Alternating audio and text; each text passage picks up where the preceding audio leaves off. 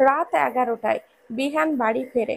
বাইকটা গ্যারেজে রেখে বাড়ির দিকে হাঁটা দিবে, এমন সময় চোখ পড়ে ছাদে দাঁড়িয়ে থাকা তার বৈধ নারীটির দিকে।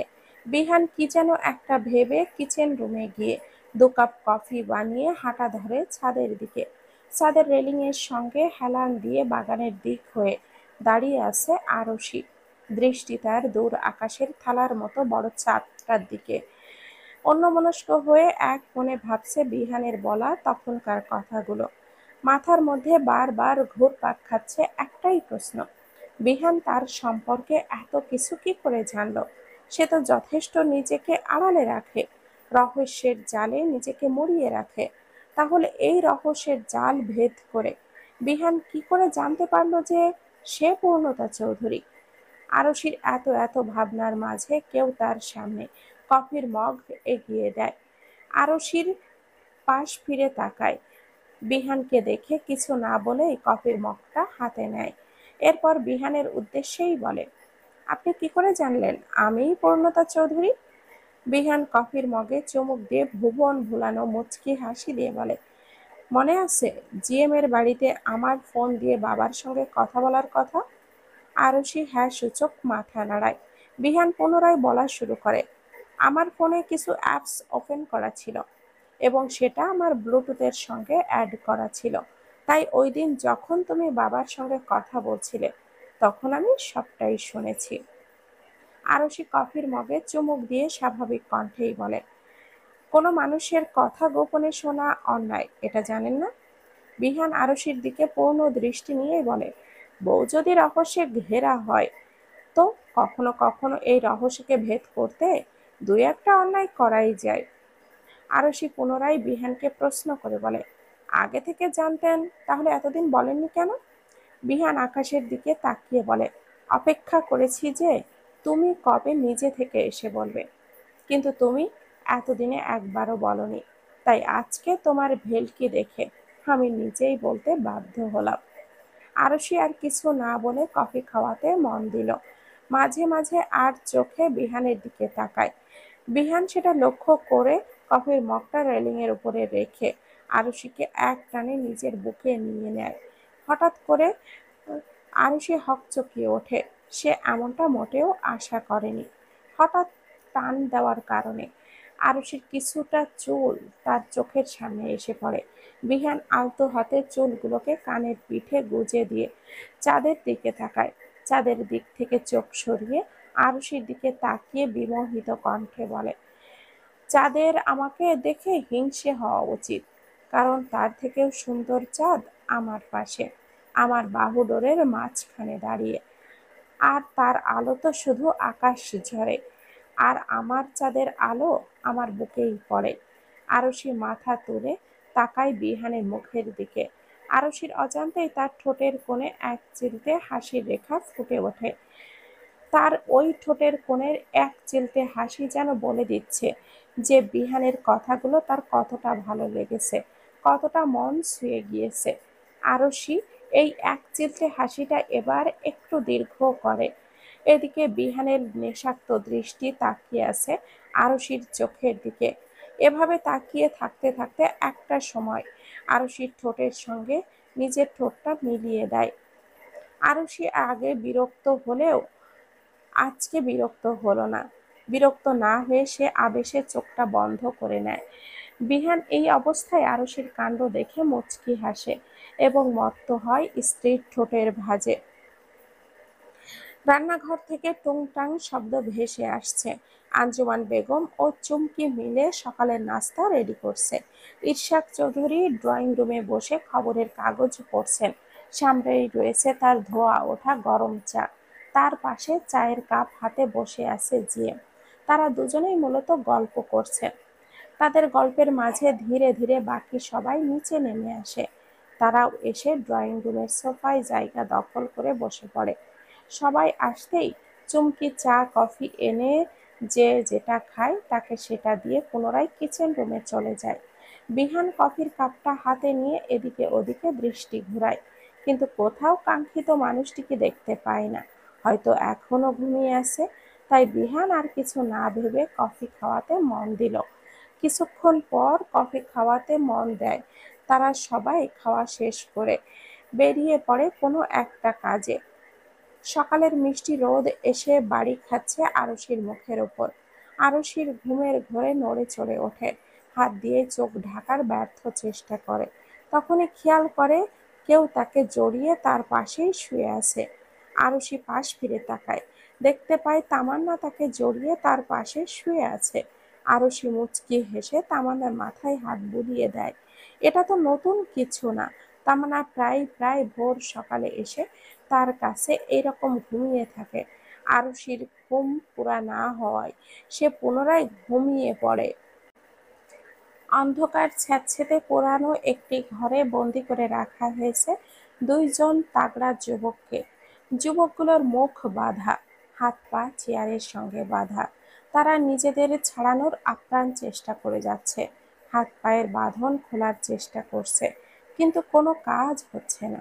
তারা দুজন শুধু ছটফট করতে থাকে তা ছাড়া পাওয়ার আশায়। কিন্তু ছাড়া পাওয়া কি এতই সহজ? উহুম। তারা কার কবলে বন্দী সেটা দেখতে হবে না? অন্ধকার রুমের দরজাটা খুলে রুমের ভেতরে প্রবেশ করে একজন লোক। লোকটির পেছনে পেছনে প্রবেশ করে কয়েকজন গার্ড। তারা এসে একটি চেয়ার রাখে এবং এই ছেলে দুটোর সামনে। লোকটি চেয়ারে গিয়ে বসে রাজকীয় ভঙ্গিতে। এরপর হাত দিয়ে ইশারা করে ছেলে দুটির মুখের বাঁধন খুলে দিতে। বস। বসের ইশারা পেতেই দুজন লোক দিয়ে দুজনের মুখের বাঁধন খুলে দেয়। ছেলেগুলো ছাড়া পেতেই আকুতি মিনতি করতে থাকে তাদের ছেড়ে দেওয়ার জন্য। ছেলেগুলোকে এভাবে নিজেদের প্রাণ ভিক্ষা চাইতে রেখে লোকটি উচ্চ স্বরে ঘর কাঁপিয়ে ভয়ঙ্করভাবে হেসে ওঠে। এরপর পাশের টেবিলে রাখা ধারালো ছুরি হাতে নিয়ে ঘুরাতে ঘুরাতে বলে, তোদের ছেড়ে দেওয়ার একটা রিজন বল। আমি ছেড়ে দিব, প্রমিস। ছেলে দুটোর মধ্যে একজন কাঁপা কাঁপা কণ্ঠে বলে, প্লিজ আমাদের ছেড়ে দেন, আমরা তো আপনার কোনো ক্ষতি করিনি। ছেলেটি পুরো কথাটা সম্পূর্ণ হওয়ার আগেই লোকটির অহংকার ছেড়ে বলে, এই আমার কলিজায় হাত দিয়ে আবার বলছিস আমার কোনো ক্ষতি করিসনি? কথাগুলো বলে লোকটি ছেলেটিকে থাপ্পড় মেরে শার্টের কলারটা ধরে বলে, তোদের সাহস কি করে হলো আমার কলিজায় হাত দেওয়ার, আমার মেয়েকে কলঙ্কিত করতে চাওয়ার? কোন সাহসে আমার মেয়ের দিকে হাত বাড়িয়েছিলি তোরা, বল? লোকটি কথাগুলো বলতে বলতে একের পর এক ঘুষি মারে ছেলে দুটিকে। একটা পর্যায়ে ছেলে দুটোর নাক মুখ ফেটে রক্ত বেরিয়ে আসে। ছেলে দুটো নেতিয়ে পড়ে, তবে পাষণ্ড আখিল সাহেবের মন গলে না। তিনি একের পর এক ঘুষি মারতে থাকে। এদের সাহস কি করে হলো তার মেয়ের দিকে হাত বাড়ানো, যে হাত বাড়িয়ে তার ফুলের মতো মেয়েটিকে কুলসিত করতে চেয়েছিল? তিনি এই হাতেই রাখবে না তাদের।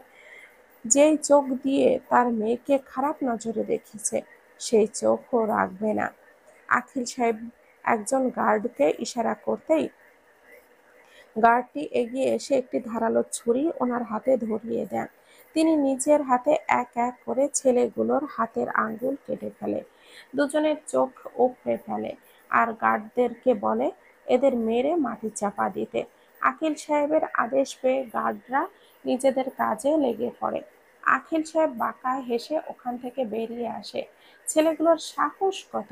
তার কলিজায় তার একমাত্র দুর্বলতা, তার জীবন, তার অস্তিত্ব, তার সবকিছুর দিকে হাত বাড়ায়। এখন থেকে যারাই তার মেয়ের দিকে হাত বাড়াবে তাদের এই একই অবস্থাই করবেন তিনি। সকাল ৮টা। আঞ্জুমান বেগম ডাইনিং টেবিলে খাবার সাজাচ্ছেন আর গলা ছেড়ে আরশিকে ডাকছেন, কিন্তু আরশির কোনো সাড়া শব্দ নেই। আঞ্জুমান বেগম যে ওপরে গিয়ে ডাকবেন সেটাও পারছেন না কাজের চাপে। আঞ্জুমান বেগমের ডাকাডাকিতে আরিশ নিচে নেমে আসে। দেখতে পায় ইশরাক চৌধুরী আর জিএম ওরফে গালিব মাহাতাব ড্রয়িং রুমে বসে আছেন। আরশি ছোট্ট একটা দীর্ঘশ্বাস ফেলে আঞ্জুমান বেগমের দিকে এগিয়ে যায়।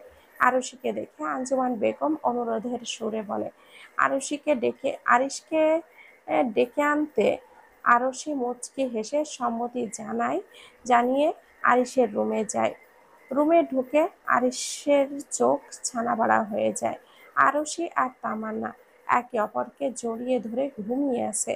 ওদেরকে দেখে মনে হচ্ছে ওদেরকে আলাদা করলেই যেন একজনের প্রাণ ভোমরা অনায়াসে উড়াল দিবে। আরিশ দুই দিকে মাথা নেড়ে দীর্ঘশ্বাস ফেলে দুজনকেই ডেকে তোলে। এরপর তামান্নার দিকে একবার তাকিয়ে নিচে চলে যায়। তারপর দ্রুত ফ্রেশ হয়ে নিচে নেমে আসে। তামান্নার বাসায় যেতে চাইলে উপস্থিত সবাই আটকে যায়, বলে বলে খাবার খেয়ে যেতে। তামান্না সবার কথা ফেলতে না পেরে সেও বসে পড়ে ডাইনিং টেবিলে। এখানে সবাই থাকলেও বিহানের টিম নেই। তারা সকালে যেন কি একটা কাজে বেরিয়েছে, এখনো ফেরেনি। তামান্না খাবার খাওয়া শেষে বাড়ি ফিরে আসে কলেজে যাওয়ার জন্য রেডি হতে। সে বাড়িতে এসে দেখতে পায় তার মা ডাইনিং টেবিলে বসে খাবার খাচ্ছেন। তামান্না জানতো তার মা এটাই করবে, কারণ কোনোদিন তো তার মা তার জন্য খাবার নিয়ে অপেক্ষা করেনি। তামান্না খেলো কি খেলো না তাতেও তার মায়ের কোনো কিছুতেই যায় আসে না। তাই তো সে চৌধুরী বাড়ি থেকে খেয়ে এসেছে, বাড়িতে আসার জন্য জোর করেনি। কেনই বা জোর করবে, তার জন্য তো কেউ আর অপেক্ষা করে না। তামান্না এইসব নিয়ে আরো বেশি ভাবে না। এইসব তো অনেক পুরানো কাহিনী, রোজ রোজই ঘটে থাকে। সে দ্রুত গিয়ে রেডি হয়ে নিচে নেমে আসে। এরপরে আরশির সঙ্গে গাড়িতে উঠে রওনা দেয় কলেজের উদ্দেশ্যে। আজকে আর আরশি তাদের ড্রপ করতে যাবে না, কারণ তার একটা ইম্পর্টেন্ট মিটিং আছে। তাই সে আগে দ্রুত বেরিয়ে গিয়েছে। গালিবা বেগম বেলকনিতে দাঁড়িয়ে এক দৃষ্টিতে তাকিয়ে আছে তামান্নার যাওয়ার পানে। একটি পাবলিক শিশু পার্কে ছদ্মবেশে আছে বিহান সহ তার পুরো টিম। তারা এসেছে একটি গ্যাংকে ধরার জন্য। তাদের কাছে খবর আছে আজকে এখান থেকে ৫-৬টা বাচ্চা কিডন্যাপ হবে। সেই জন্যই তারা ছদ্মবেশে এখানে হাজির হয়েছে। সকলের কানে লুকায়িতভাবে রয়েছে ব্লুটুথ। বিহান পুরানো একটি লুঙ্গি গেঞ্জি পরেছে, কাঁধে একটা গামছা, মুখে দাড়ি গোঁফ লাগিয়ে, এবং একটা আইসক্রিমের ভ্যান নিয়ে পার্কের মধ্যস্থলে দাঁড়িয়ে আছে। আদিলও সেম গেট আপ হওয়ায় হাওয়ায় মিঠা নিয়ে পুরো পার্ক ঘুরছে। নিহাল টেডি ড্রেস পরে বিরক্ত হয়ে বসে আছে। এই গরমের ভেতরে এইসব ড্রেস পরে থাকা সহজ নাকি? সে তো এসব ড্রেস পরে গরমে একদম সেদ্ধ হয়ে গিয়েছে। ওইদিকে বর্ষা পুরানো একটি শাড়ি পরে অনেকগুলো খেলনা নিয়ে পার্কের এক সাইডে বসে আছে। মুখের মধ্যে একটা পান নিয়ে চিবোচ্ছে আর চতুর্দিকে নজর বোলাচ্ছে। আকাশ দারোয়ান সেজে গেটে দাঁড়িয়ে আছে, যাতে করে সন্দেহজনক কাউকে দেখলে আগেই তাদের অ্যালার্ট করে দিতে পারে। আসল দারোয়ান এখন কয়েক ঘন্টার জন্য ছুটি কাটাচ্ছে। আর মিতালির কথায় কি বা বলা যেতে পারে? ওই বেচারি তো ফুল বিক্রেতা সেজে এসে পার্কের বেঞ্চে শুয়ে ঘুমাচ্ছে। আদিব একটু পরপরই ঘুরতে গিয়ে মিতালিকে ডাকছে, কিন্তু মিতালির খবর নেই। সে তো এখন স্বপ্নের দেশে রঙিন স্বপ্ন দেখতে ব্যস্ত। আদিলকে বারবার মিতালির কাছে যেতে দেখে সবাই মিটিমিটি করে হাসছে, কারণ তারা সকলেই জানে এদের মধ্যে কিছু মিছু একটা চলছে। তাই তো কেউ কাউকে ছাড়া একটা মিনিটও থাকতে পারে না। সবার হাসির মাঝেই আকাশ জানায় কয়েকজন সন্দেহজনক লোক পার্কের ভেতরে ঢুকেছে। সবার কানে ব্লুটুথ থাকায় সবাই কথাটা শুনতে পেল এবং সতর্ক হয়ে গেল, যে যার কাজে মন দিল। আর চোখে লোকগুলোর ওপরে নজর রাখতে লাগলো। তখনই দেখা গেল ৩ থেকে ৪ জন লোক সন্দেহজনকভাবে ঘোরাফেরা করছে, বাচ্চাদের সঙ্গে জোর করে মেশার চেষ্টা করছে। একটা সময় তারা সফল হয়, বাচ্চাগুলোর সঙ্গে পুরোপুরি মিশে যায়। এরপর বাচ্চাদের কি যেন একটা বলে তারা বিহানের কাছে আসে। বিহান স্বাভাবিকভাবে আইসক্রিম বিক্রি করতে থাকে।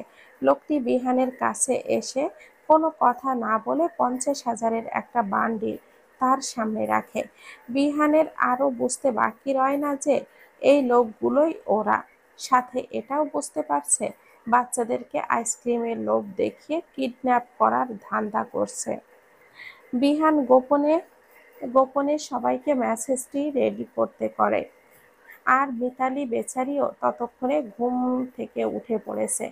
লোকটি টাকার বান্ডিল বিহানের দিকে এগিয়ে দিয়ে বলে, এই সবগুলো টাকা তোর হতে পারে যদি তুই আমার হয়ে একটা কাজ করে দিস। তো এমনিতেও বেশি টাকা কামাস বলে তো দেখে মনে হচ্ছে না। এই আইসক্রিম বিক্রি করে কয় টাকাই বা পাস দিনে?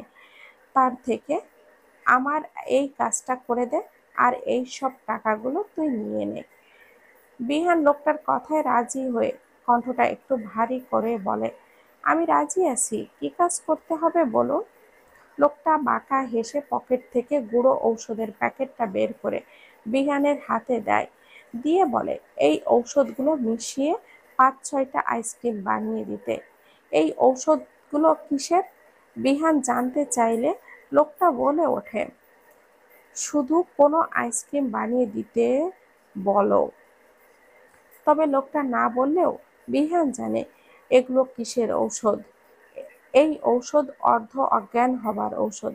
যদি কোনো মানুষকে এটা খাওয়ানো হয় তবে সে পুরোপুরি অজ্ঞান না হলেও সজ্ঞানে সজ্ঞানেও থাকে না। এগুলো খাওয়ার পর তারা নিজেদের মধ্যে আর থাকে না, একটা ঘোরের মধ্যে চলে যায়। তখন তাদেরকে যা বলা হয় তারা ঘোরের মধ্যে সেটাই করে। বিহান বুঝতে পারছে ঔষধগুলো বাচ্চাদেরকে খাইয়ে এরা নিজেদের আওতায় নিতে চাচ্ছে। এরপর তাদের ভুলভাল বুঝিয়ে বাবা মায়ের চোখের আড়ালে এখান থেকে নিয়ে চলে যাবে। এইসবের মাঝে নিহালের কাছে ওপর মহল থেকে ফোন আসে। এখানে কথা বলা সেভ হবে না দেখে নিহাল ওয়াশরুমে গিয়ে ফোনটা রিসিভ করে। শর্টকাট ভাবে এইসব ব্যাপারে কথা বলে, আবারও ফিরে যায়। আকস্মিকভাবে নিহালের এইসব কথাগুলো ওই গ্যাংস্টারের একজন শুনে ফেলে। লোকটা প্রাকৃতিক ডাকে সাড়া দিতে এসেছিল। এসেই নিহালের সব দরজা শব্দ শুনতে পেয়ে যায়। ওখান থেকে সরে গিয়ে দলের সবাইকে মেসেজটি দিয়ে সবটা জানিয়ে দেয়, আর নিজেও ওখান থেকে কেটে পড়ে। লোকটা বিহানের সঙ্গে কথা বলছিল, এমন সময় বিহানের ফোনের নোটিফিকেশন আসায় চেক করে। মেসেজটি দেখে বিহানের দিকে একবার তাকায়, এরপর আকস্মিক ওখান থেকে দৌড়ে পালিয়ে যায়। সাথে তার দলের বাকি লোকগুলোও দৌড় দেয়। হঠাৎ দৌড়ে বিহানরা সবাই একটু অবাক হয়, কিন্তু পরবর্তীতে যখন বুঝতে পারে লোকগুলো পালাচ্ছে তখন তারাও তাদের পেছনে দৌড় দেয়। বেশ কিছুক্ষণ তাদের পেছনে ধাওয়া করে তারপর তাদেরকে ধরতে সক্ষম হয়। শুধু ধরতে পারে না, তাদের সব কথা শোনার লোকটিকে, কারণ সে আগেই পালিয়েছে পার্কের পেছন দিয়ে। লোকটি ওখান থেকে পালিয়ে কাউকে ফোন করে, সব ঘটনা খুলে বলে। সবাই সবটা শুনে ফোনের অপর প্রান্তে লোকটির অভিব্যক্তি বোঝা গেল না, তবে এই লোকটাকে ওখান থেকে পালিয়ে যেতে দেখা গেল। একটি রুমে লোকগুলোকে বেঁধে রাখা হয়েছে, প্রায় ১.৫ ঘন্টা যাবৎ নির্মমভাবে অত্যাচার করা হয়েছে, কিন্তু লোকগুলো মুখ খোলেনি। তারা জীবন দিতে রাজি, কিন্তু তাদের বসের নাম বলতে রাজি না। সবাই ক্লান্ত হয়ে বাহিরে এসে বসে পড়ে। তখন ওখানে জিএম এর আগমন ঘটে। জিএমকে দেখে বিহান জিএম এর উদ্দেশ্যে বলে, খুব তো বলেছিলে ওই মেয়েকে না পাওয়া পর্যন্ত সমস্ত কাজ বন্ধ থাকবে। তো এই কি সেই কাজ বন্ধ থাকার নমুনা? আজ যদি আমরা জানতে না পারতাম তাহলে কি হতো ভেবে দেখেছো? জিএম বিহানের পাশের চেয়ারে বসে বলে, কাজ সত্যি বন্ধ আছে। ওই মেয়েকে না পাওয়া পর্যন্ত কাজ শুরু করবে না তারা জানিয়েছে। কাজটা বন্ধ থাকার ফলে অনেক ক্ষতি হয়েছে, যার জন্য তারা পুনরায় কাজ শুরু করার অনুরোধে বাচ্চাগুলোকে পাঠাতে চাচ্ছিল তাদের গিফট হিসাবে। বিহান জিএম এর দিকে রাগী দৃষ্টিতে তাকিয়ে বলে, তার মানে তুমি সবকিছু জানতে? তাহলে আমাদের বলনি কেন? তুমি কি কোনোভাবে আমাদেরকে ধোঁকা দিচ্ছ? জিএম বিরক্তির চোখে বিহানের দিকে তাকিয়ে বলে, তুমি কি পাগল টাগল হয়ে গেছো? তোমাদের ধোঁকা দিতে যাব কেন আমি? ভুলে যাও না আমি নিজে থেকে তোমাদেরকে সাহায্য করছি। বিহান বিরক্তির কণ্ঠে বলে, তাহলে আগে বলনি কেন? জিএম দীর্ঘশ্বাস ফেলে বলে, কারণ আমি একটু আগে খবরটা পেয়েছি। খবর পাওয়ার পরেই তোমাদের এখানে ছুটে এসেছি। বিহান আর কিছুই বলে না, সে জানে জিএম নিজের বোনকে ফেরত পেতে তাদের ধোঁকা দেওয়ার চেষ্টা কখনোই করবে না, কারণ তার বোনকে ফিরে পাওয়া এখন একমাত্র মাধ্যমই হচ্ছে তারাই। বিহান পকেট থেকে ফোনটা বের করে। এখন বইয়ের একটু খবর নেওয়া প্রয়োজন। সেই সকালে বেরিয়েছে সে, এখন দুপুর গড়িয়েছে। সকালে আসার সময় বইয়ের মুখটাও পর্যন্ত দেখতে পেল না। এখন হয়তো বইয়ের এক্সাম শেষ, বাসায় আছে। কি করছে কে জানে। বিহান আরুষির নাম্বারটা বের করে ফোন দিতে যাবে, এমন সময় একটি মেসেজ আসে। বিহান মেসেজটি চেক করে দেখে আরুষি মেসেজ করেছে। কোথায় আছেন আপনি? সেই সকালে নাকি বেরিয়েছেন, এখনো আসার খবর নেই কেন? কোনো কাজবাজ করতে গিয়েছেন নাকি আপনি? মেসেজের মধ্যে একটা রাগী রাগী ভাব ও অধিকারবোধ স্পষ্ট, সাথে আবার রাগী ইমোজি। আরুষির এমন বউ বউ টাইপের মেসেজ দেখে বিহান ঠোঁট এলিয়ে মুচকি হাসে। এরপরই রিপ্লাই করে, তুমি কি আমায় মিস করছো বউ? মিনিট খানেকের মাঝেই অপর প্রান্ত থেকে রিপ্লাই আসে, একদম ন্যাকামো করবেন না, আমি আপনাকে মিস করতে যাব কোন দুঃখে? বিহান মুচকি হেসে রেখে, স্বামী কাছে নেই এই দুঃখে? আরুষির মেসেজ আসে, বয়েই গেছে আমার দুঃখ করতে। বিহান উত্তরে লেখে, তাহলে মেসেজ করেছিলে কোন দুঃখে? এবারে একটু মিনিট খানিক সময় দেরিতেই উত্তর আসে, মা আপনার জন্য চিন্তা করছিল, আর আমি মায়ের চিন্তিত মুখ দেখতে পারি না, এই জন্য মেসেজ করেছিলাম, এছাড়া আর কিছুই না। এই পর্যায়ে এসে বিহানের ঠোঁটের হাসিটা আরেকটু দীর্ঘ হয়, কারণ সে জানে আরুষি মিথ্যা বলছে। তাই সে লেখে, মা আমার জন্য চিন্তা করবে কেন? চিন্তা করার তো কোনো কারণ নেই, আমি তো আসার এক সময় মাকে বলেই এসেছিলাম আজকে আমার আসতে লেট হবে। এই মেসেজটি করার পরই আর একটা মেসেজ করে, আচ্ছা সত্যি করে বলুন তো ম্যাডাম, চিন্তা কি আমার মা করছিল নাকি আপনি করছিলেন? এই পর্যায়ে আর অপর প্রান্ত থেকে মেসেজ আসতে দেখা গেল না। মেসেজ আসতে না আসতে দেখে বিহান এবার শব্দ করে হেসে ওঠে। বুঝতে পারছে বউ তার ধরা পড়ায়, আর রিপ্লাই করছে না। বিহানকে হাসতে দেখে সবাই বিহানের দিকে তাকিয়ে আছে। সবাইয়ের দৃষ্টি দেখে বিহান এক ভুরু উঁচিয়ে জিজ্ঞেস করে, কি হয়েছে? কেউ কোনো উত্তর না দিয়ে দৃষ্টি ঘোরায়।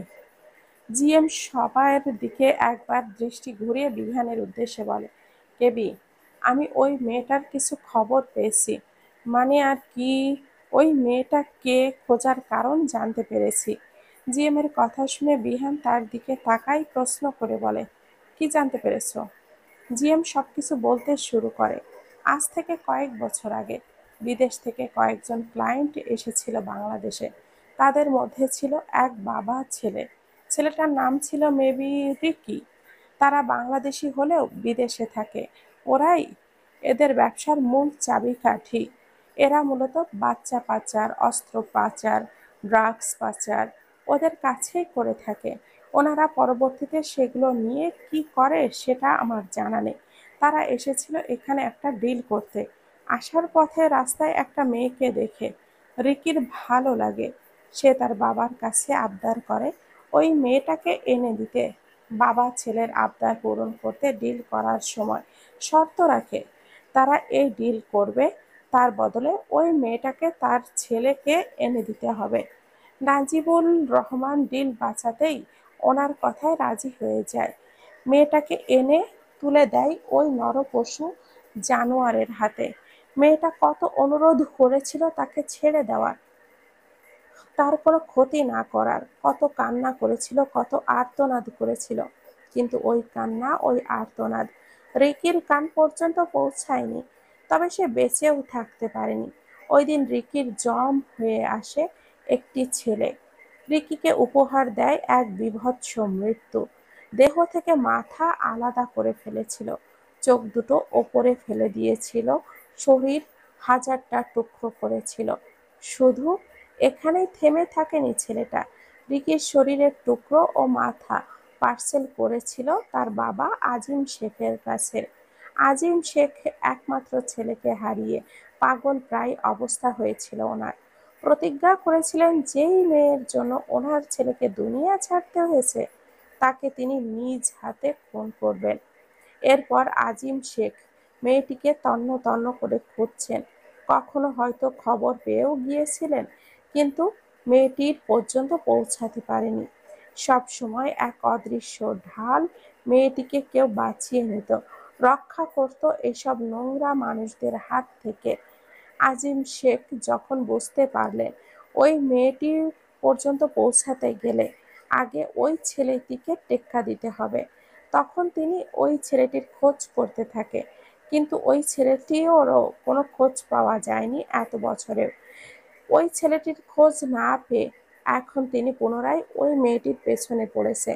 নাজিবুল রহমানকে বলেছেন যতদিন পর্যন্ত ওই মেয়েকে না পাবে ততদিন তিনি কোনো কাজে হাত দিবেন না। তার এখন একটাই লক্ষ্য, তার ছেলের খুনিকে নিজ হাতে খুঁজে বের করা আর খুন করা, আর ওই মেয়েটাকে আর ও তার ছেলের মতো বীভৎস মৃত্যু উপহার দেওয়া। রুম জুড়ে পায়চারি চলছে, নীরবতা, কারোর মুখে কোনো রা নেই। সবাই বাকহারা স্তব্ধ হয়ে জিএমের কথা শুনছে।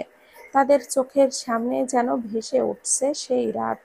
তবে মনের কোণে প্রশ্ন একটা থেকেই যায়, সেদিন রাতে কি মেয়েটার ধর্ষণ হয়েছিল, নাকি ওই ছেলেটা বাঁচিয়ে নিতে পেরেছিল?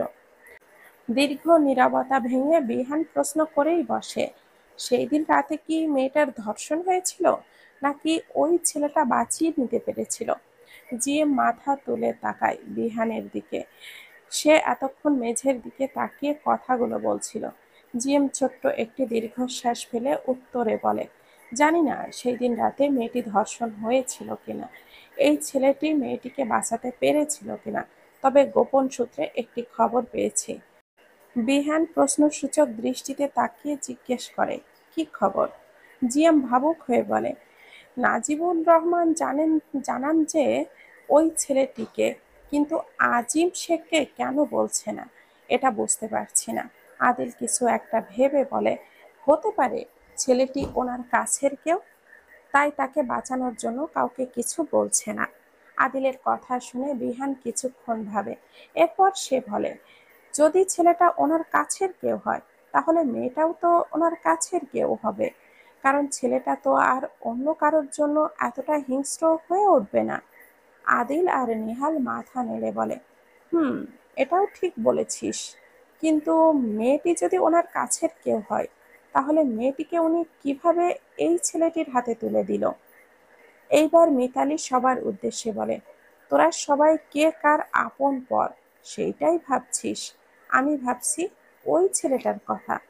কি করে পারলো ভাই ওই রকম নৃশংসভাবে মেরে ফেলতে? তার কি একবারও হাতটা কাঁপেনি? এভাবে মারা তো দূরের কথা, ওর তো ভয়ে অজ্ঞান হয়ে যাওয়ার কথা। বর্ষা বিজ্ঞের মতো করে বলে, আমার কেন যেন মনে হচ্ছে ছেলেটা এই বিষয়ে খুবই পারদর্শী, কারণ কোনো সাধারণ ছেলে আর যাই হোক এতটা বীভৎসভাবে কাউকে মারতে পারবে না। এটা কোনো সাধারণ ছেলে নয়, কাজলা। মিতালি বর্ষার শেষের কথায় নয়লা কথাটা শুনে চাইতেও না চাইতেও হেসে ফেলে। আদিলও চোখ গরম করে তাকাতেই মিলিয়ে যায়। সবাই ভাবনায় পড়ে যায়, সত্যি তো কোনো সাধারণ ছেলের পক্ষে করা এটা সম্ভব না। রাগের বশে মেরে ফেলতে পারে, কিন্তু এরকম বীভৎসভাবে মৃত্যু দেওয়া তার পক্ষে সম্ভব না। তাহলে ছেলেটাও কি এই অন্ধকার জগতের কেউ? মেঘলা আকাশ, সন্ধ্যার আগ মুহূর্ত, স্নিগ্ধ পরিবেশ, ঝড়ো হাওয়া বইছে, আকাশটা অন্ধকার হয়ে আসছে, মনে হচ্ছে যে কোনো সময় ঝুম বৃষ্টি নামবে। ধরণী বুঝি অপেক্ষায় আছে নিজের অস্তিত্ব জানানোর। চারপাশে কেমন যেন নরম নিস্তব্ধতা, হাওয়ার শব্দ আজ বড় একা একা লাগে। সব কিছুই ঠিক আছে, তবুও মনটা কেমন যেন খালি খালি লাগছে। কোনো একটা কারণ নেই, তবু বুকের ভেতর অচেনা কিছু ভার জমে আছে যেন।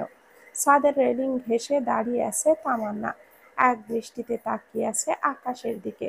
আঁখিদ্বয় হতে গড়িয়ে পড়ছে নোনা জল, ঝড়ো হাওয়া এসে উড়িয়ে দিচ্ছে তার খোলা চুল।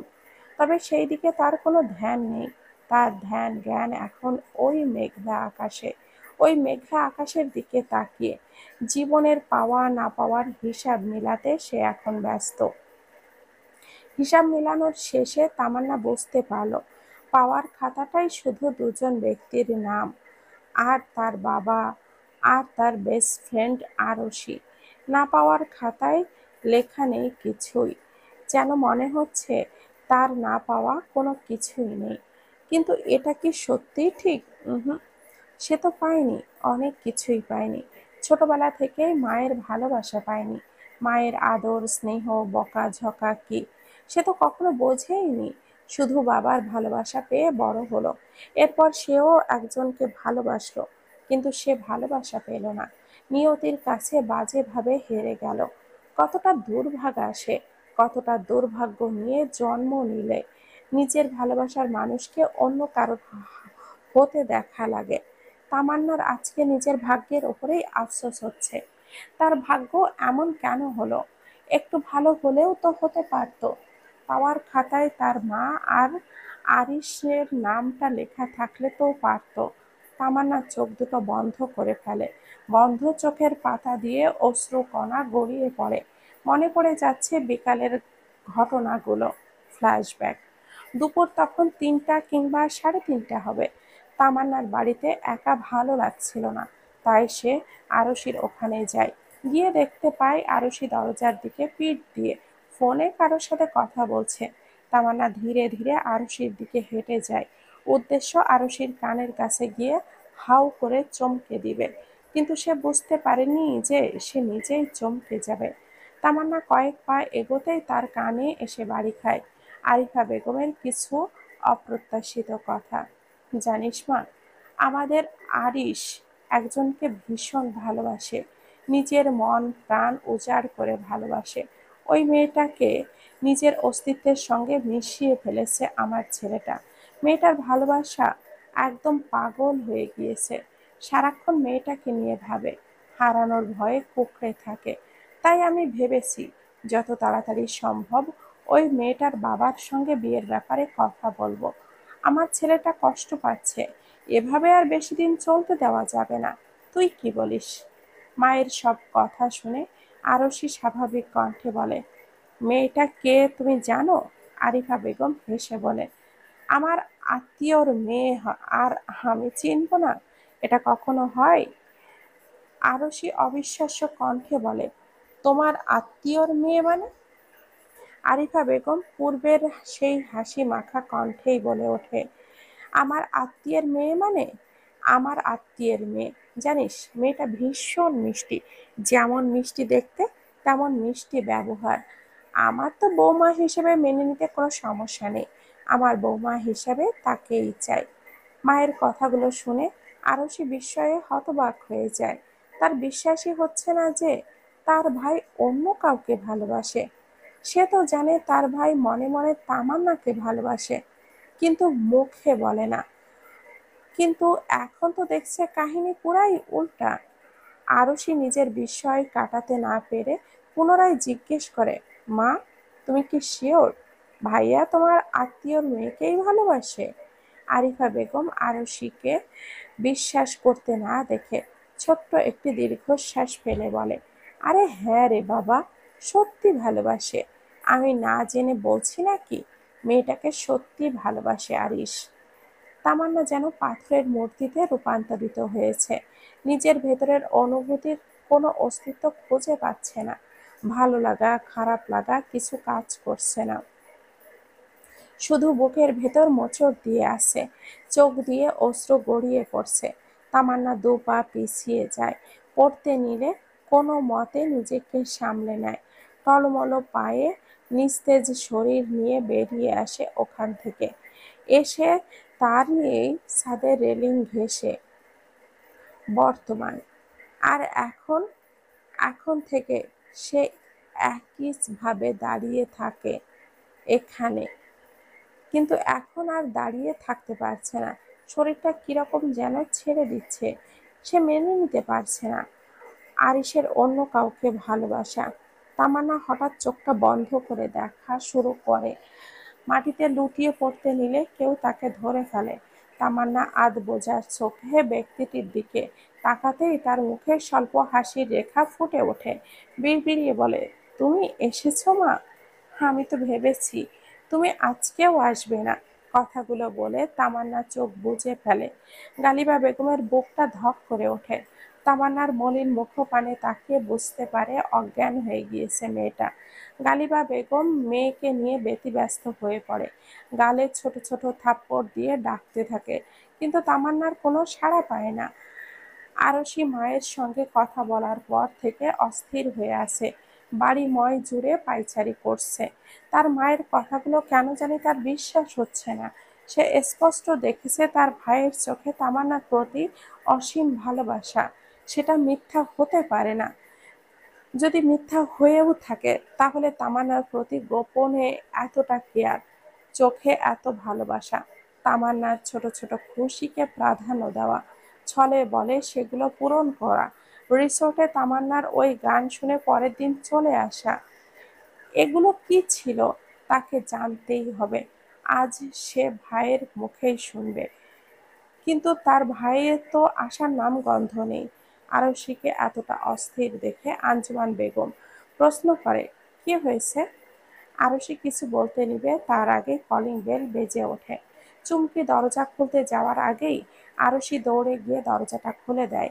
দেখতে পায় দরজার অভিমুখে রক্তাক্ত শরীরে দাঁড়িয়ে থাকা জিএম, অর্থাৎ গালিব মাহাতাবকে।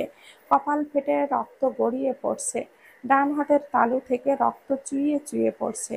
পায়ে ও মনে হয় বেশ আঘাত পেয়েছে, দেখে বোঝাই যাচ্ছে। আরশি আঁতকে উঠে ওনাকে এই অবস্থায় দেখে দৌড়ে গিয়ে ওনাকে ধরে। এরপর সোফায় এনে বসিয়ে দেয়। চুমকিকে দ্রুত ফার্স্ট এইড বক্সটা আনতে বলে। ততক্ষণে বিহানরা সবাই চলে আসে। জিএম আগেই বেরিয়ে এসেছিল। বিহান এসে জিএমকে কি হয়েছে প্রশ্ন করলে জিএম জানায় অ্যাক্সিডেন্ট করেছে, রাস্তায় একটা ট্রাকের সঙ্গে ধাক্কা লেগেছে। সবাই সবটা শুনে আর জিএম এর এই অবস্থা দেখে সবার মন খারাপ হয়ে যায়। তবে সবাই শুকরিয়া আদায় করে বড় কোনো ক্ষতি হয়নি এই জন্য। তবু একবার ডাক্তার দেখানো লাগবে। সবার কথাবার্তার মাঝে চুমকি ফার্স্ট এইড বক্সটা নিয়ে আসে। বিহান হাতে নেওয়ার আগেই আরশি বাজ পাখির ন্যায় তা নিয়ে নেয়। বিহান তাকে দিতে বললেও সে দেয় না।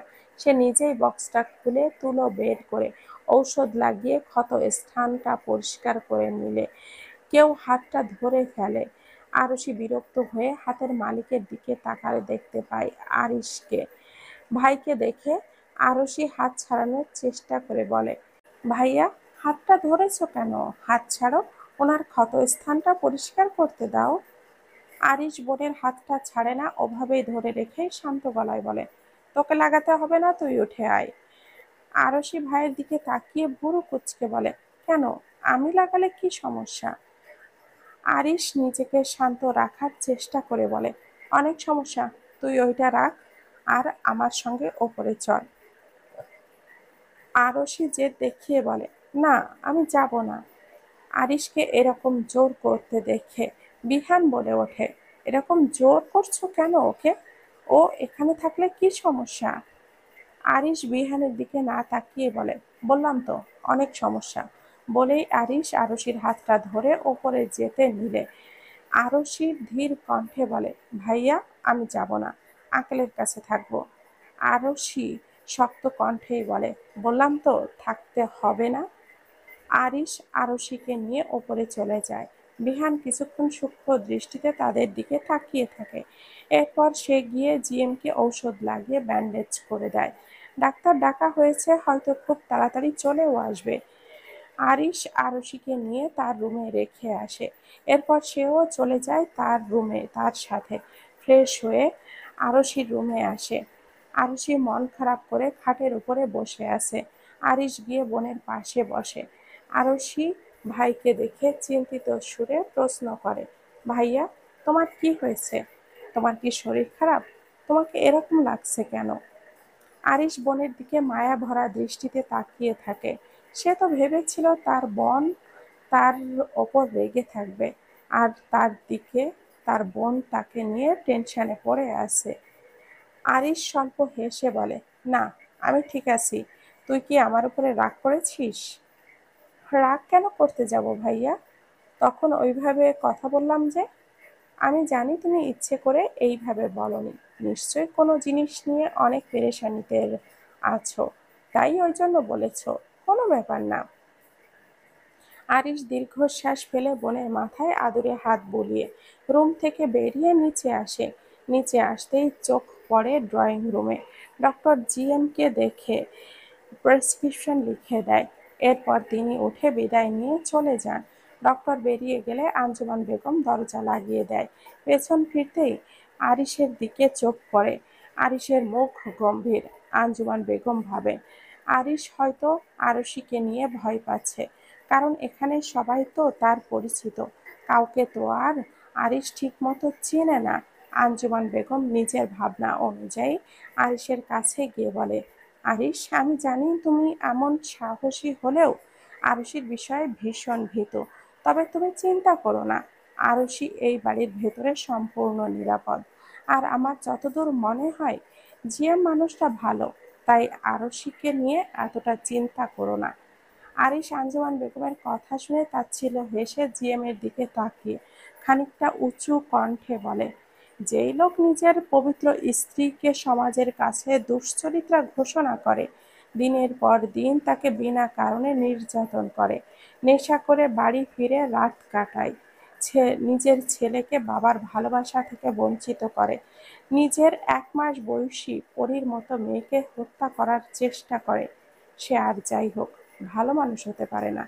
আর আমি আমার বোনের ওপর কোনো খুনি নিকৃষ্ট মানুষের ছায়া পড়তে দিব না। কথাগুলো বলে আরিশ আর এক মুহূর্তও সেখানে দাঁড়ায় না। দ্রুত পায়ে বাড়ি থেকে বেরিয়ে যায়। পেছনে রেখে যায় কয়েক জোড়া বিস্ময়কর দৃষ্টি। উপস্থিত সবাই বুঝতে পারছে আরিশ কথা কাকে মিন করে বলেছে। তবে কেন বলেছে সেটা বুঝতে পারছে না কেউই। তবে যাকে বলেছে সে বুঝতে পেরেছে। তাই তো নিষ্প্রাণ চোখে আরিশের গমন পথে তাকিয়ে আছে। আরিশ বাহিরে এসে এতক্ষণ ধরে রাখা নিঃশ্বাসটা ছাড়ে। তার আজ ভীষণ কষ্ট হচ্ছে, কান্না করতে ইচ্ছে করছে, কিন্তু সে কান্না করতে পারছে না, কারণ পুরুষদের যে কান্না করা মানায় না। আরশি আকাশের দিকে তাকিয়ে ঠোঁট গোল করে নিঃশ্বাস টানে। চোখের সামনে ভেসে ওঠে পুরানো অতীত, বাবার সাথে কাটানো স্বল্প স্মৃতি, তার মায়ের সাথে করা নির্মম নির্যাতন, তার ছোট বোনটাকে মেরে ফেলার দৃশ্য। এই সব যে তার নিজের চোখে দেখা। তাই তো সে ওই মানুষটাকে ক্ষমা করতে পারে না, বাবা হিসেবে মানতে পারে না। যখনই ওই মানুষটা তার সামনে আসে, তখনই তার চোখের সামনে ভেসে ওঠে ঘৃণিত স্মৃতিগুলো, যেগুলো তাকে ভেতর থেকে নিঃশেষ করে দেয়। বেডে নিস্তেজ শরীর পড়ে আছে তামান্না। তার সামনে বসে আসছে একজন মহিলা ডক্টর। তার পাশে দাঁড়িয়ে আছে তার বাবা ও মা। তখন তামান্না অজ্ঞান হয়ে মাটিতে পড়ে নিলে গালিবা বেগম তাকে ধরে ফেলে। এরপর কাজের মহিলার সঙ্গে নিয়ে সাহায্য নিয়ে তাকে নিচে নামিয়ে আনে। আখিল সাহেবকে ফোন করে এসবটা বলে। আখিল সাহেব মেয়ের কথা শুনে পাগলের মতো ছুটে আসে। তামান্নার জ্ঞান ফেরানোর চেষ্টা করে। একটা একটা সময় ব্যর্থ হয়ে ডক্টরকে ডাকেন। ডক্টর তামান্নাকে দেখে ঘুমের ইঞ্জেকশন দেয়। এরপর কিছু ঔষধ লিখে আখিল সাহেবের হাতে দেন। আখিল সাহেব প্রেসক্রিপশনটা হাতে নিয়ে চিন্তিত কণ্ঠে ডক্টরকে প্রশ্ন করে, ডক্টর, আমার মেয়ের কি হয়েছে? আমার মেয়ের জ্ঞান ফিরছে না কেন? আমার মেয়ে কি ঠিক আছে তো ডক্টর? ওর কিছু হয়নি তো? আখিল সাহেবকে উত্তেজিত হতে দেখে ডক্টর ওনাকে শান্ত করতে বলল। আখিল সাহেব শান্ত হন, আপনার মেয়ে ঠিক আছে। আখিল সাহেব আশ্বস্ত কণ্ঠে বলে, তাহলে আমার মেয়ের জ্ঞান ফিরছে না কেন? ডক্টর তামান্নার দিকে তাকিয়ে বলে, আমার মনে হয় আপনার মেয়ে মানসিক চাপে আছে, এজন্যই জ্ঞান ফিরছে না। জ্ঞান হারিয়েছে, হয়তো কোনো জিনিস নিয়ে ভেতরে ভেতরে কষ্ট পাচ্ছে, কিন্তু কাউকে বলতে পারছে না। ডক্টরের কথা শুনে আখিল সাহেবের হৃৎপিণ্ড থেমে যায়। তার যে মেয়ে মানসিকভাবে চাপে আছে, এটা যেন তিনি বিশ্বাস করতে পারছেন না। তার চোখ চঞ্চল। মেয়েটার মানসিক চাপ যেন অবিশ্বাস্য। আখিল সাহেব গালিবা বেগমের দিকে তাকান। গালিবা বেগম ঠোঁটে অন্যরকম একটা হাসি নিয়ে তার দিকেই তাকিয়ে, যেন তিনি হাসির মধ্য দিয়েই বলছেন, কষ্ট হচ্ছে মেয়ের জন্য? আমারও কষ্ট হয় আমার মেয়ের জন্য। আখিল সাহেব বেশিক্ষণ ওই হাসির দিকে তাকিয়ে থাকতে পারলেন না। দৃষ্টি সরিয়ে তাকান ডক্টরের দিকে। ডক্টরের সঙ্গে আরো কিছুক্ষণ কথা বলে ওনাকে বিদায় দিয়ে তিনি চলে যায় ঔষধ নিতে। আখিল সাহেব বেরিয়ে যেতেই গালিবা বেগম গিয়ে বসেন তামান্নার শিয়রে। অশ্রু ভেজা চোখে তাকিয়ে থাকেন তামান্নার মলিন মুখপানে।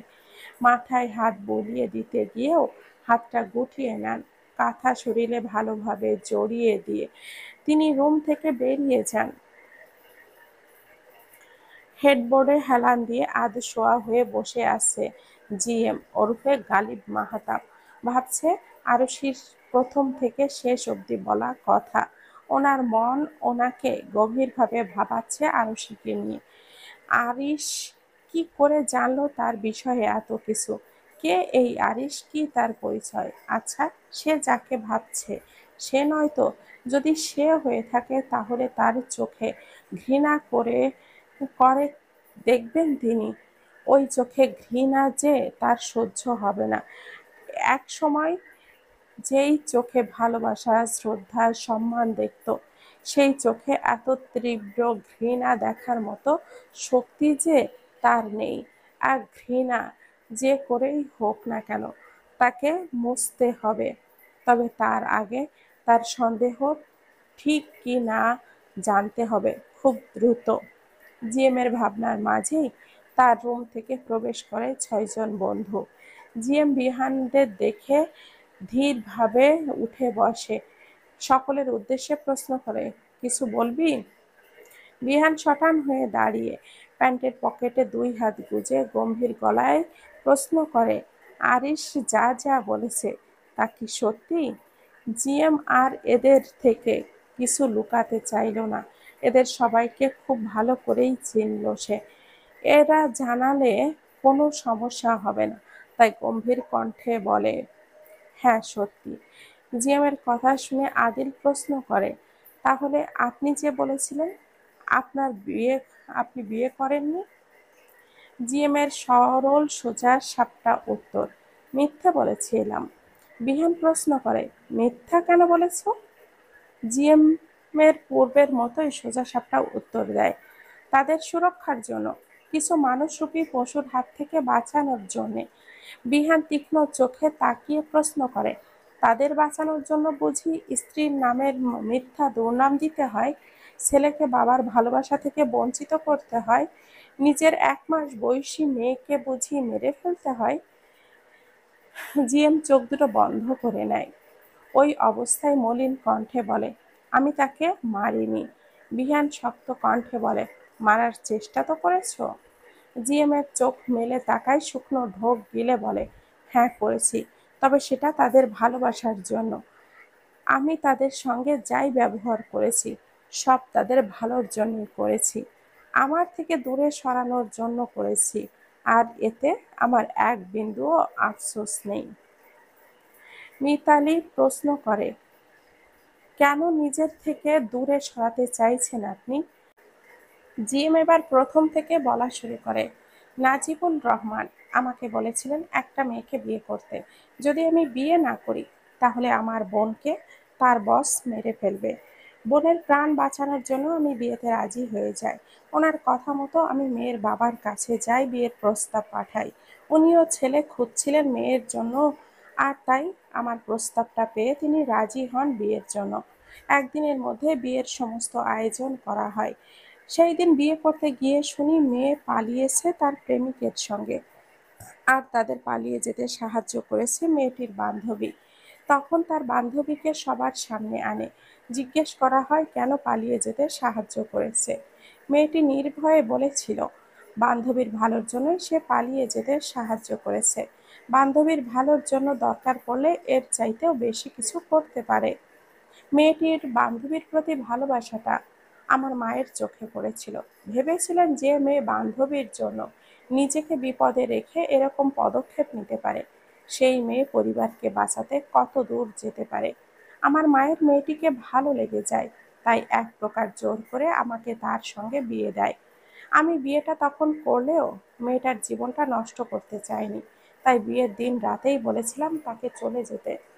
কিন্তু কিন্তু সে যেতে রাজি হয়নি, বলেছিল বিয়েটা যেমন ভাবেই হোক না কেন হয়েছে তো, তাই সে এই সংসারটা করতে চায়, কিছুতেই যাওয়ার জন্য রাজি হয় না।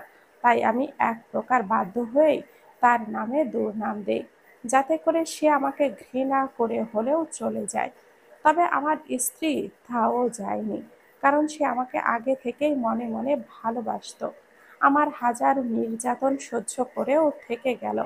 আমিও বিয়ের ব্যাপারটা নাজিবুল রহমানের থেকে গোপনে করলাম। শুধু বললাম যে মেয়েটাকে বিয়ে করতে বলেছে, সে পালিয়ে গেছে। এভাবেই চলছিল। এরপর বছর 2-3 পেরোতেই আমার ঘরে জন্ম নেয় এক ছোট্ট রাজকুমার। আমার রাজকুমারের বয়স যখন 8 বছর পূর্ণ হতেই আমার ঘরে জন্ম নেয় একটা পরী। ওই পরীকে যখন আমি প্রথমবার কোলে নিয়েছিলাম, নিজেকে পরিপূর্ণ মনে হয়েছিল, তাই তার নাম দিয়েছিলাম পূর্ণতা মাহতাব।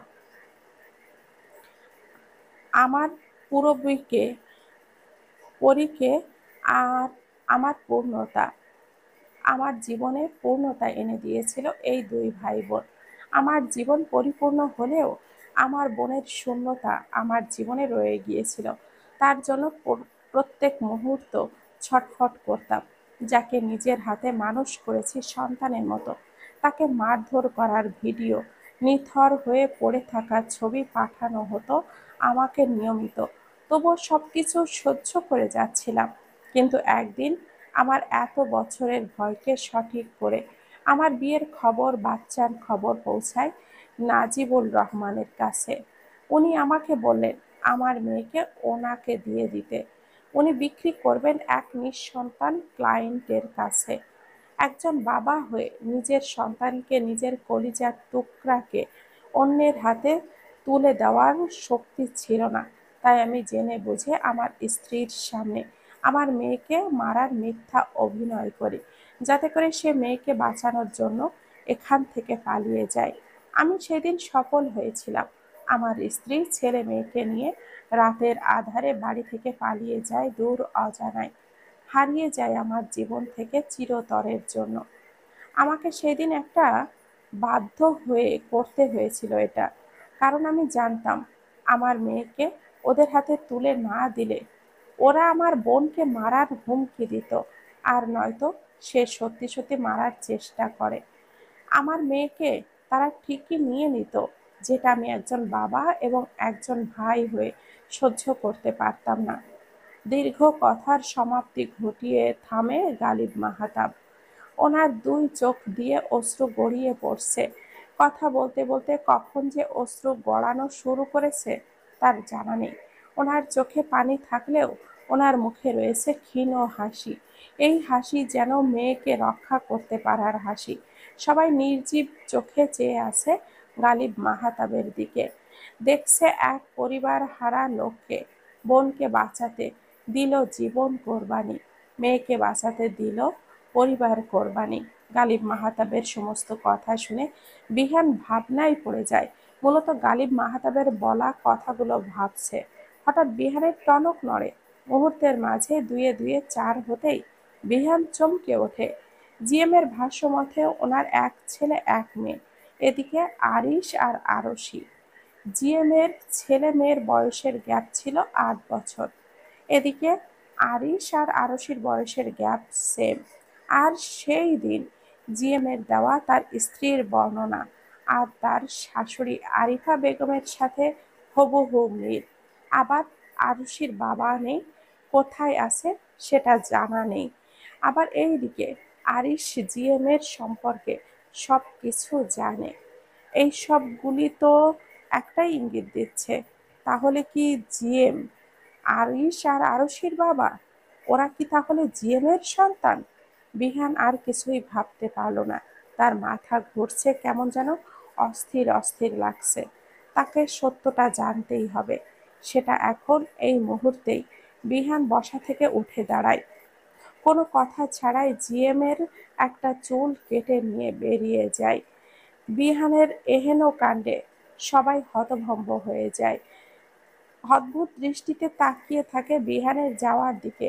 বিহান জিএম এর রুম থেকে বেরিয়ে আরশির রুমে যায়। আরশি গুটিসুটি মেরে শুয়ে আছে। বিহান এগিয়ে যায় আরশির দিকে।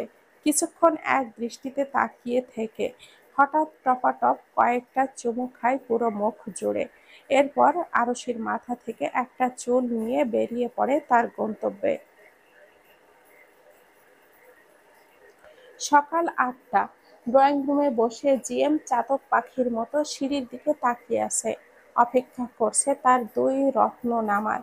কখন নামবে তার দুই রত্ন কলিজার টুকরার সন্তান। তিনি যে চাতক পাখির মতো চেয়ে আছে তাদের এক নজর দেখার জন্য, সন্তানদের দেখার জন্য। হৃদয় যে আজ বড্ড ব্যাকুল। তিনি যে জানতে পেরেছেন আরিশ আর আরশি তারই সন্তান। কাল রাত ২টার সময় বিহান এসেছিল তার কাছে। বিহানের হাতে ছিল জিএম আর আরশির ডিএনএ রিপোর্ট। বিহান কোনো ভনিতা ছাড়াই রিপোর্টটি জিএম এর হাতে ধরিয়ে দিয়েছিল।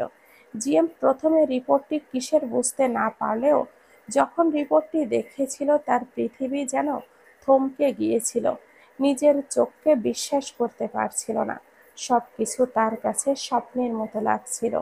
কিন্তু ওইটা স্বপ্ন ছিল না, ওইটা সত্যি ছিল। জিএম আবেগে আপ্লুত হয়ে কতক্ষণ যে কান্না করেছে তার ইয়ত্তা নেই। সারাটা রাত তিনি ঘুমাতে পারেননি সন্তানদের খোঁজ পাওয়ার আনন্দে। সারা রাত ভেবেছে কি করে তিনি তার সন্তানদের মুখোমুখি হবেন, তাদেরকে কিভাবে কাছে টেনে নিবেন। তার সন্তানেরা কি তাকে বাবা হিসেবে মানবে? আরিশ তো তাকে ঘৃণা করে, আরশি তো তাকে বাবা হিসেবে চেনেও না। জিএম জানে তার পক্ষে সন্তানদের এত সহজে পাওয়া সম্ভব নয়। তবে চোখ জুড়ে সন্তানদের দেখা তো অসম্ভব কিছু না। জিএম সকাল সকাল ড্রয়িং রুমে বসে আছে। তার সন্তানদের দুই চোখ ভরে দেখার অপেক্ষায় যে আর সহ্য হচ্ছে না।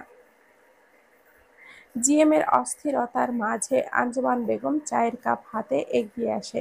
জিএম এর দিকে কাপটা এগিয়ে দিয়ে বলে, এই অসুস্থ শরীর নিয়ে নিচে আসতে গেলেন কেন? আমি চাটা না হয় উপরেই পাঠিয়ে দিতাম। কষ্ট করে শুধু শুধু নিচে আসার কি দরকার ছিল? জিএম চায়ের কাপটা হাতে নিয়ে মৃদু হেসে বলে, দরকার ছিল, তাই তো এলাম। আমার এই সামান্য কষ্ট যে আমার 18 বছরের কষ্টকে ভুলিয়ে দেবে। আঞ্জুমান বেগম জিএম এর কথা বুঝতে না পেরে জিজ্ঞেস করে, মানে? জিএম দুই দিকে মাথা নেড়ে মৃদু স্বরে বলে, তেমন কিছু না। জিএম আর আঞ্জুমান বেগমের কথার মাঝেই ওখানে উপস্থিত হয় ইশাক চৌধুরী। ওনার হাতে রয়েছে একটু বড় সাইজের একটি প্যাকেট। তিনি সকালে হাঁটতে বেরিয়েছিলেন। তিনি বাড়ির ভিতরে এসে আরুষির খোঁজ করে আঞ্জুমান বেগমের উদ্দেশ্যে বলেন, আমার আম্মাজান কই? এখনো ওঠে নাই? আঞ্জুমান বেগম বলে, হ্যাঁ উঠেছে, একটু আগে দেখে আসলাম তো। ইশাক চৌধুরী বেশ খুশি হলেন আরশির ওঠার কথা শুনে। তিনি গলা উঁচিয়ে আরশিকে ডেকে পাঠান, আম্মা যান কই আপনি? নিচে আসেন, দেখেন আপনার জন্য কি এনেছি। আম্মা তাড়াতাড়ি আসেন। ইশাক চৌধুরীর হাঁক ডাক শুনে আরশি না আসলেও বাড়ির সকলে ইতিমধ্যে উপস্থিত হয়। বিহান এসে সোফায় রাজকীয় ভঙ্গিতে বসে পড়ে। চুমকি এসে কফি দিয়ে যায়। বিহান কফির মগটা হাতে নিয়ে বাবার উদ্দেশ্যে বলে, কি এমন এনেছো মেয়ের জন্য যে এভাবে ডাকাডাকি করছো? ইশাক চৌধুরী বিহানের দিকে তাকিয়ে ভুরু কুঁচকে বলে, সেটা তোমাকে কেন বলতে যাব? বিহান কফির মগে চুমুক দিয়ে বলে, কারণ তুমি যার জন্য এনেছো সে তো আমার বউ, আর তার সাথে জড়িত সব কিছু আমার জানার পূর্ণ অধিকার আছে। ইশাক চৌধুরী ছেলের পানে তাকিয়ে এক ভুরু উঁচিয়ে ব্যঙ্গাত্মক কণ্ঠে বলে, এখন আসছে বইয়ের ওপরে অধিকার দেখাতে। তা বলি কি, 2 বছর আগে ফেলে যাওয়ার সময় মনে ছিল না যে সে তোমার বউ? তখন তো খুব করে বলেছিলে, আমি এই বিয়ে মানি না, আমি তাকে বউ হিসাবে মানি না। তো এখন কি হলো এগুলো? বিহান পুনরায় কফির মগে চুমুক দিয়ে ভাবলেশহীন কণ্ঠে বলে, কি আর হবে, তোমার বৌমা বশ করেছে। আর হ্যাঁ, তখন বলেছি মানি না, কিন্তু এখন মানি, তাই অধিকার দেখায়। তোমার সমস্যা? এরশাদ চৌধুরী প্রতিবাদী কণ্ঠে বলে, আলবাত সমস্যা। তুমি আমার মেয়েকে যখন মন চাইবে মেনে নিবে, যখন মন চাইবে মেনে নিবে না, এটা তো হতে পারে না। আরশি সিঁড়ি দিয়ে নামতেই এরশাদ চৌধুরীর শেষের কথাটা কর্ণগোচর হয়, তাই সে প্রশ্ন করেই বসে, কি হতে পারে না বাবা?